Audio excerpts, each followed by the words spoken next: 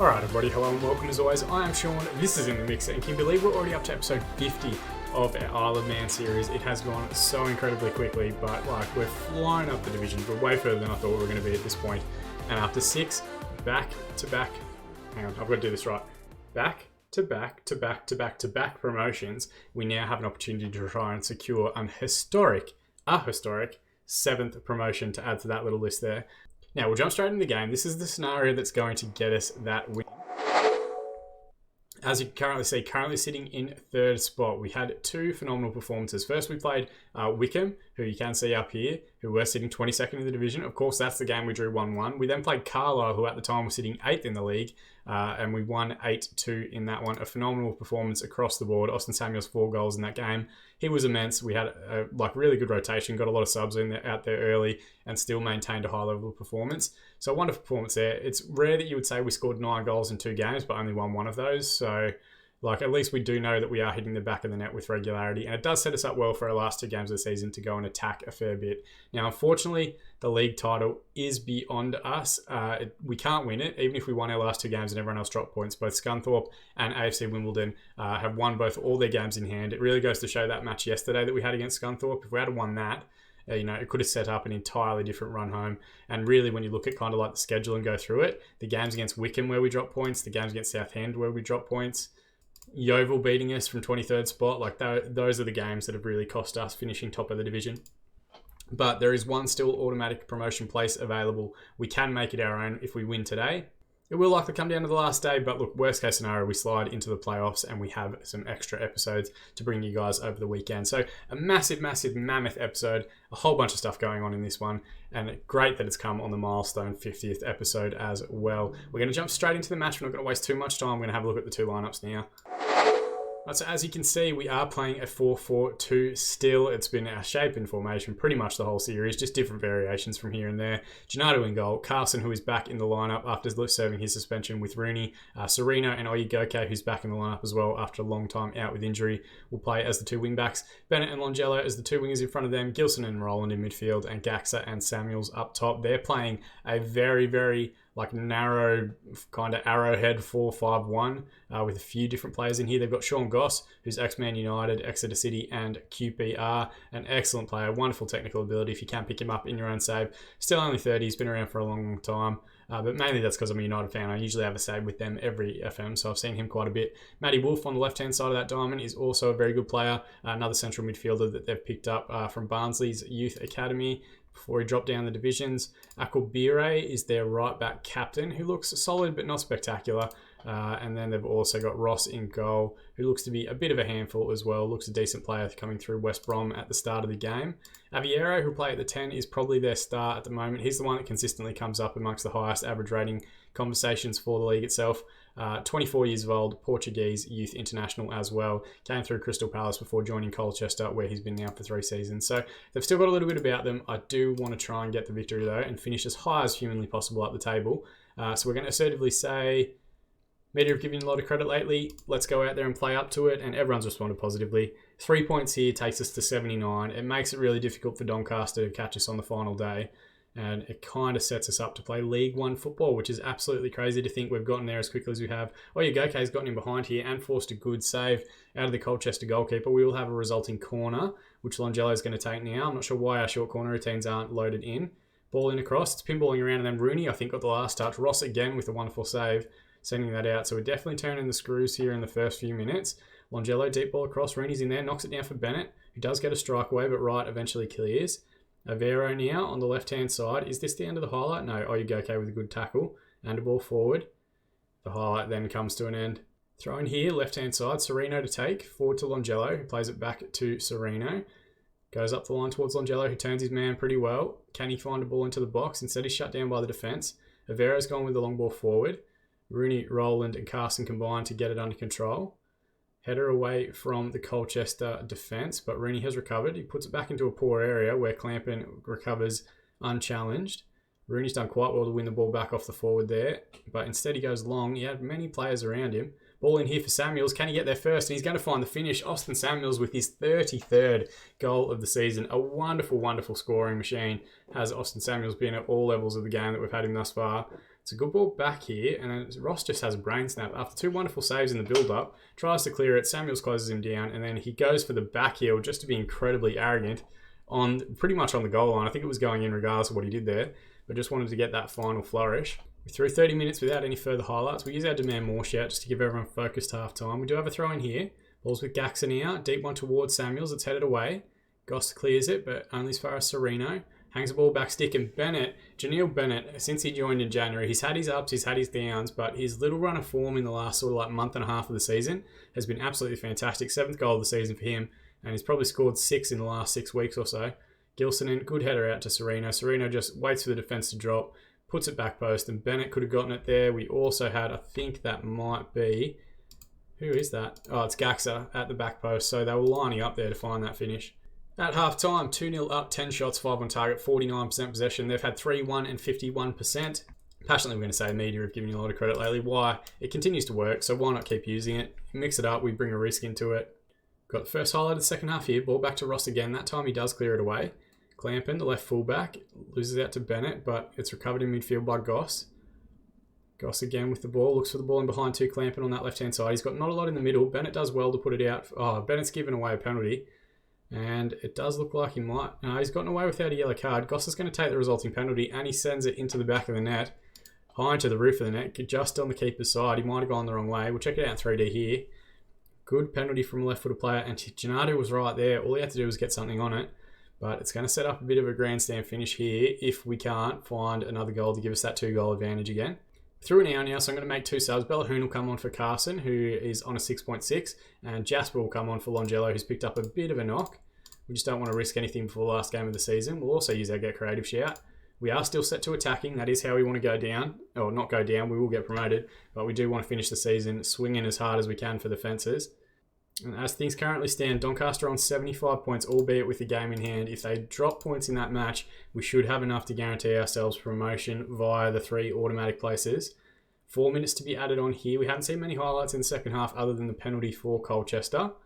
And I think the referee's about to blow full time, and he does. So a 2-1 win in the end. 15 shots, 9 on target, 48% of the ball. They had 12, 5 and 52%. Goss was the best player for them, of course, from the penalty spot. Samuels had an excellent game for us.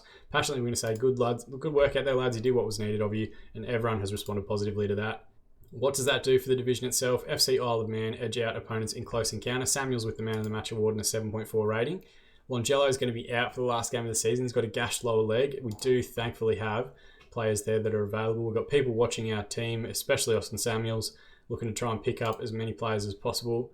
And going into the last game of the season, it is still in our hands. We can't finish any higher than where we currently are third. We potentially, depending on Doncaster's catch-up match, can't drop any lower than 5th. Crew, of course, playing a massive game, I think, against Scunthorpe the last day of the season. So still plenty to play for. We are, through the magic of editing, going to jump forward to the next game now and see how our season ends up. Right, so we are a little bit further ahead. Wimbledon have won the division, or actually, no, I take that back. They haven't won the division, but they have like a 9-goal advantage in goal difference at the moment. They've got 3 points as well. They need to lose by a tremendous amount. Scunthorpe need to win by a tremendous amount. They have pretty much secured the league title. Scunthorpe, of course, we can't catch them. They're in second spot and getting promoted no matter what happens. Now, we do have the opportunity that we could get an automatic promotions place. If things don't go well against Leyton Orient, we could drop into the playoffs, but that's as low as we can go. We are going to finish 3rd or 4th for the season. Given that initially, I think we're scheduled to finish around like 18th, 19th, maybe 17th. I can't quite remember. It is a phenomenal performance from the entire side. So no matter what happens in the next like 10 minutes or so, I'm not going to panic. I'm just going to stay calm. I'm going to be happy with the year we've had. And the very worst case, we get an extra episode tomorrow with playoffs in it. But if we can get the victory, we've secured our own promotion. We've gone above and beyond with 7 consecutive promotions up the divisions to League One football.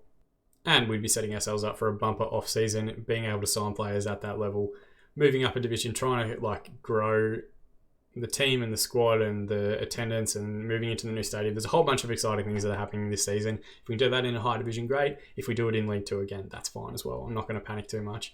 As far as the squad is concerned, the only concern we have is Longello. He's got that knock still, so we're not going to risk him. We're going to play Jasper instead, and we'll move Max Haygarth onto the bench. Likely for a couple of these guys that are sitting around 1.5 star ability, 2-star ability, it will be their last season with the club. We will try and move them on no matter what we do, just because they've hit their ceiling. No disrespect to any of the players. We love and appreciate everything they've done for us over the last few years, but football's a business, and if we are going to get promoted, some of these players will not be able to play at a League One standard. Match preview, they are currently, we're favourites 6-4. They are 13-8 favourites. They're inconsistent. We're a little bit inconsistent as well. We are expected to win. They've got one player doubtful. We've got one player doubtful. It's all very even. They've got a great looking kit to Leyton Orient with that Dream Team 11 stuff on the front. And this is the two lineups. Our final one in League 2, our final one for the season. Gennaro in goal, Carson and Rooney as the central defensive partnership, Sereno and Oyegoke as the fullbacks, Bennett and Jasper as the wingers ahead of them. Bennett will wear the armband today for whatever reason. Gilson and Roland in midfield, and Gaxa and Samuels leading the line up top. They've gone with a very, very midfield heavy 4-5-1. Hector Ingram, who's playing up top, their leading scorer for the season, ex-West Ham junior. He's come up before when we've played them in an earlier episode. Toby King in midfield, very good player. We kept an eye on him when his contract was up at West Bromwich. Looks to be just a tidy young midfielder if you're looking to pick people up in your own saves. And Cole De Silva, consistently amongst the best in the league for like crossing stats, distance run, all that sort of stuff. Had a long career in the higher divisions with like Bolton, Brentford, whoever else. Now 123 appearances for Leyton Orient and wearing the captain's armband for them. We should have enough to get beyond these guys, but you never can tell. Passionately, we're going to say we owe Leyton Orient after what happened in our last match. They, of course, beat us in a previous episode this season. And if we get the 3 points and get our revenge, we will be on our way to League One, finishing the season with a fantastic run of form since January. Doncaster have taken an early lead in their match. We will have to keep an eye on that one. They are currently playing... Where are they playing? Currently playing York. They've picked up an injury but also scored an early goal. York have not done a tremendous amount so far this season, other than splash cash. We've got to throw in here, first highlight of the game, Sereno finds Samuels. Now to Jasper. Sereno, deep ball across, that's headed away by Kirk. Oyegoke should tidy up. Skips past one and finds the strike. It wasn't our right back that I thought was going to be the guy that was going to get us the goal to potentially secure promotion to the higher division. But it's the second goal of the season for him. A wonderful little interchange of passes here. Actually, it wasn't. It was a tackle. Poor header away from Kirk. Oyegoke skips past one challenge, gets it on his right foot, goes for pace instead of power. The keeper, for whatever reason, looks to his left instead of where the ball went, which was to his right. And we go a goal up inside at 30 minutes. We're going to use our demand more shout, and we're just going to give everyone some focus through to halftime. It doesn't look like it's worked quite the way I was hoping it would, but we haven't seen a highlight yet or statistically a shot for Leyton Orient as things currently stand. Now the referee calls full-time halftime, 6 shots, 2 on target, 48% of the ball. They're yet to have a shot, but 52% possession. So they're not really looking to get in behind. They're just trying to limit any chances that they're giving us. Assertively, we're going to say fans are expecting this now. And then what I might also do, it's probably risky, given that we are playing well, is go back to our positive structure, just to drop the defensive line a little bit deeper, make them come at us a little bit, work the press a little bit more in midfield, and hopefully we can just get like a second half shutout here. And it'll be a boring game, but there's a whole bunch of stuff we can look at after relating to like plays of the season, all that sort of stuff. That will come back into it. We're through an hour here, so we might do our subs as well. Let's who's struggling for match fitness. Roland hasn't had a great game. We'll give Cornette an appearance. Jasper's not played that well. We'll give David Wang a little bit of a farewell. And Gaxa has struggled also, so we'll give Mampala some time.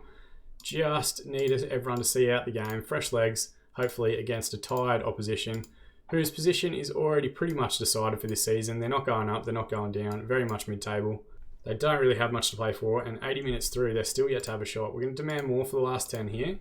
Rooney with a deep free kick, plays forward to Oyegoke. Cornette, back to Rooney. Switch out towards David Wang, who flicks on a good header to Samuels, who turns his man expertly.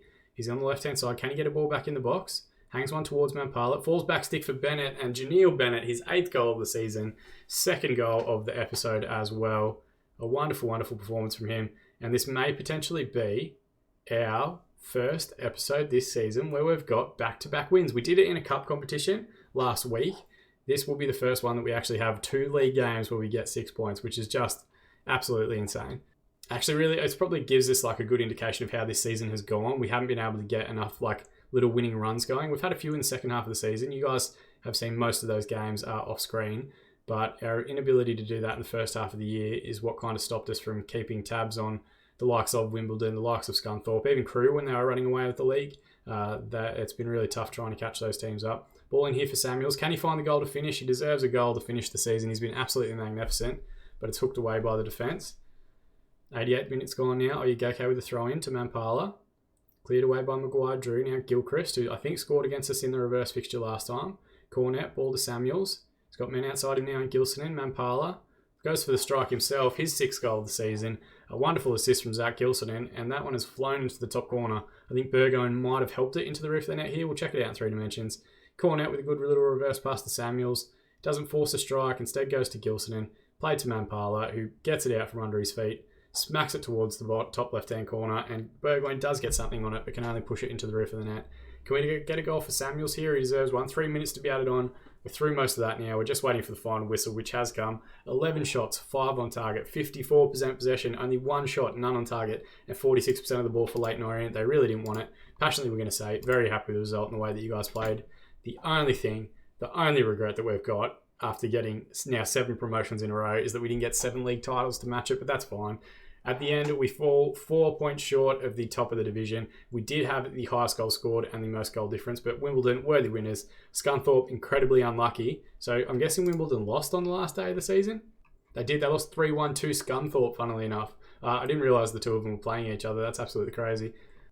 So Scunthorpe just 5 goals shy of the league title itself. Absolutely crazy scenes to finish at the year. It's going to be Doncaster, Crewe, who were magnificent in the first half of the year. They've dropped away terribly. Southend and Stevenage as the 4 sides in the playoffs. Stevenage, a late leapfrog for both Fylde and Salford, who drop out. For Salford, we're actually expected to win the division at the start of the year, if I remember correctly. AFC Wimbledon win Sky Bet League 2. That's the last little highlight here for the season itself. A few teams secure playoffs. We celebrate a final day promotion. Janelle Bennett getting the Man of the Match award. Excellent from him. We've got initial wage budgets of 19.25k a week, which isn't fantastic, but we'll make it work. And a transfer budget of 1,000. No, a transfer budget of 0. Jesus, I didn't even read that correctly. So that's going to be a bit of a struggle, but we do have a long list of free agents that are coming up on the end of their contracts we can look at in the higher divisions. FC Isle of Man rejoice in promotion success, and they're ecstatic that we've beaten all the odds to gain promotion into the higher division. They're saying our pivotal match was a 2-1 win against Swindon, and our key player, Austin Samuels, with a 7.46 average rating for the season. I would agree with that very much.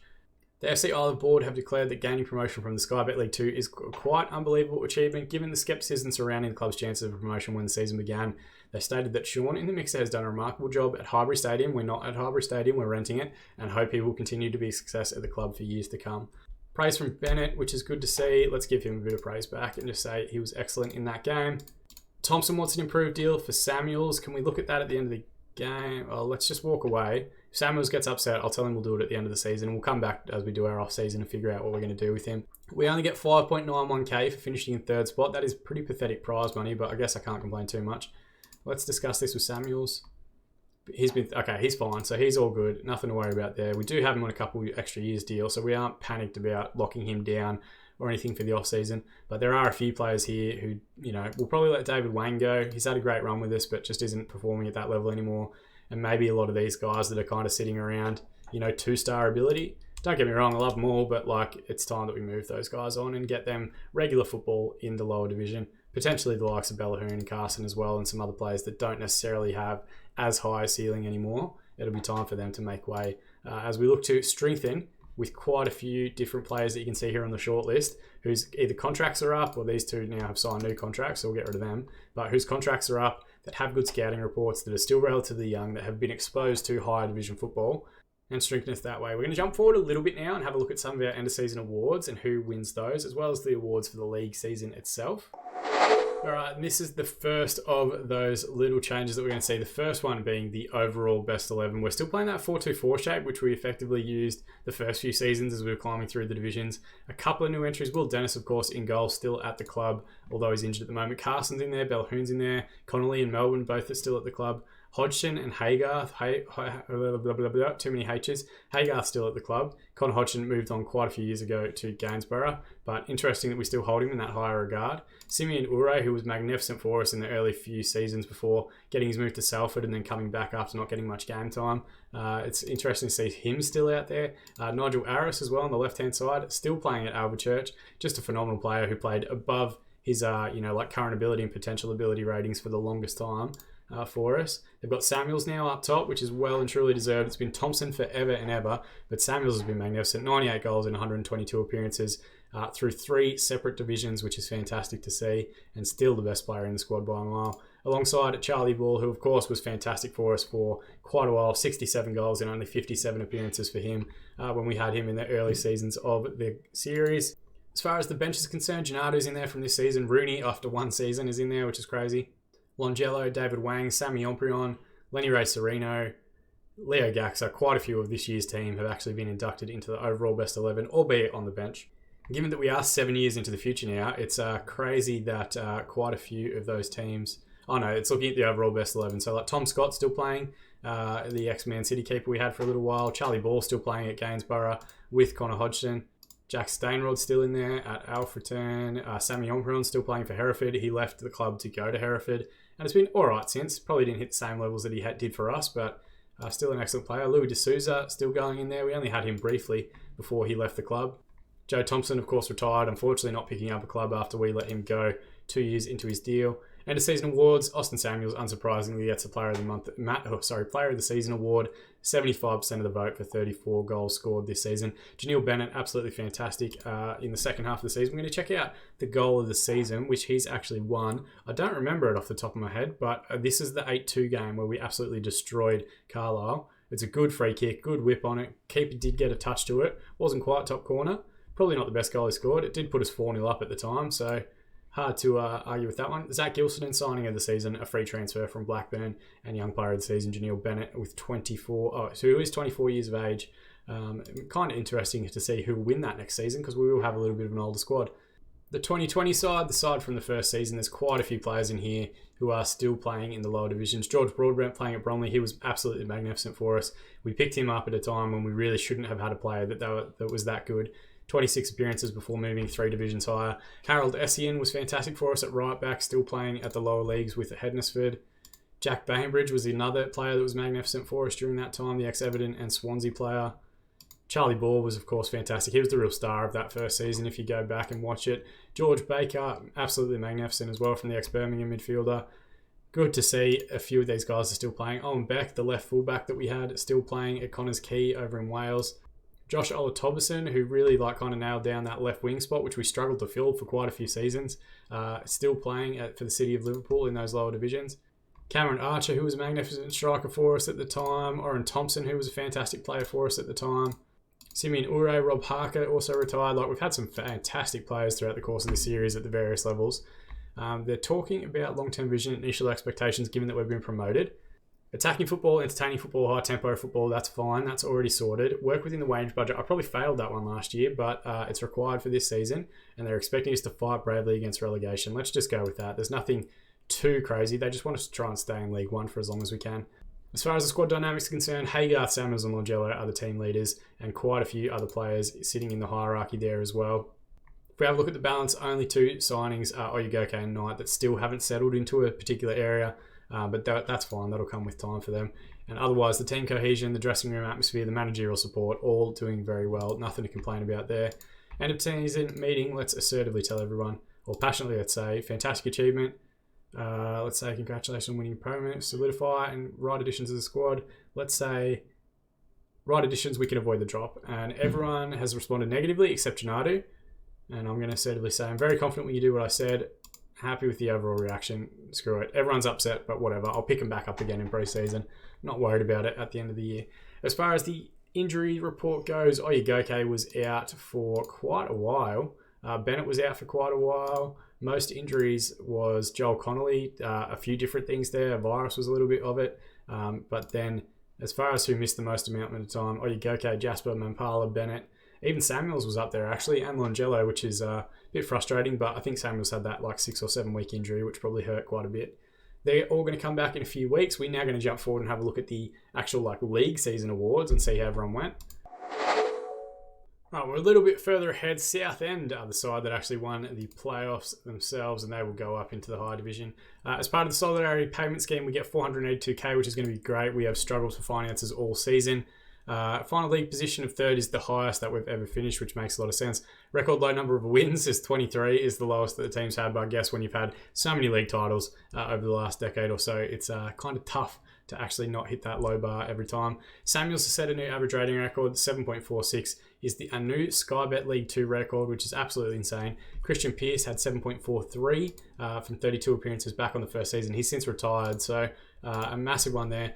Samuels also wins the Player of the Year, which is absolutely phenomenal. Passionately, congrats on winning the Sky Bet League 2 Player of the Season. And he wins top goal scorer, 30 goals in 38 appearances in the division itself, which is absolutely insane. And I have won the Manager of the Year award. I've won a fair few of these, but effectively I never actually kind of record them in the episode. Clark's happy, whatever, Peter. You never give me money, so who cares? And then Players Team of the Year, only Austin Samuels makes it from our side, dominated mostly by Wimbledon players, which is to be expected, but a good few players from around the division in there as well. So that does bring the curtain down on episode 50. It has been absolutely massive. Thank you to everyone that's even watched a single moment of any of the 50 episodes that have come through this. I cannot believe we have been promoted every single season. I can't believe we have 6 divisional titles through that period as well. That's absolutely insane. If you want to continue to support this channel, you can subscribe to be kept up to date on all of our future videos, whether it's in this series or one season wonder saves or collaborations with other content creators out there. There's going to be a whole lot of exciting stuff throughout the course of the rest of this year. That's the least of which is the remainder of this series as we continue working our way up towards the Premier League. You can also drop a like on this video if you want to help celebrate our promotion on the final day of the season, if you want to continue supporting the channel and helping it grow as well. Our links are just over there on the side. I trust if you're watching episode 50, you've already heard me go through the spiel and talk to you through about all the different stuff we do on the different platforms. But sincerely, more than anything, thank you so much for watching. I've been Sean, and I'll see you all again in the mixer.